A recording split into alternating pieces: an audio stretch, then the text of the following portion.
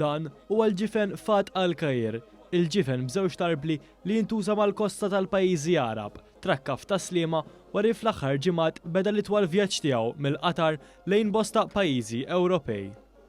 Lan tal-vjaġġ u li jwassal messaġġ ta' paċi u fl-istess waqt juri lid-dinja x'se tkun tfisser it-tazza tad-dinja tal-2022 filwaqt li juri l-kultura u l-vjaġġi li nieshom għamlu tul is-snin b'dan il-ġifen.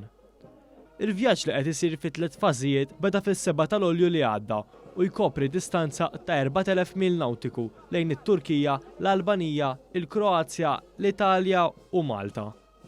Jilqu dan il-bastiment kien hemm il-Ministru għall-Finanzi Edward Cicluna, is-Segretarju Parlamentari Clifton Grima, is-Sindku ta' Sliema Noel Muscat u joħolqu atmosfera ta' briju kien hemm ukoll il-banda tas-Soċjetà Mużikali Sant'Anna. One News kellem ma' Ahmad Al-Kuwari, wieħed mis-16 il-baħħara abbord dan il-bastiment. Qal li tul il-vjaġġ iltaqgħu ma' bosta ostakli l-aktar minħabba rieħ qawwi. In the beginning was clear and everything was good, but when we reach Albania, from Albania to Croatia, the weather was very tough, and especially when we moved from Croatia to Italy. Really, we pass a very moment, very strong wind.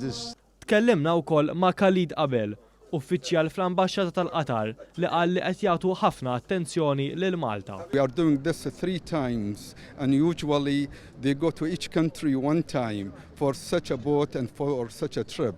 That means we are giving a lot of attention to Malta and we want to show what we have to Maltese, and also we are inviting the Maltese to Doha.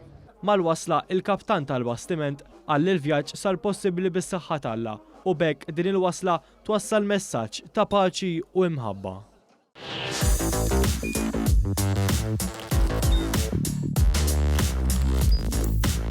Idħol fuq one.com.mt u hemmhekk tista' tara l-programmi kollha li jxandru fuq One permezz ta' One Play.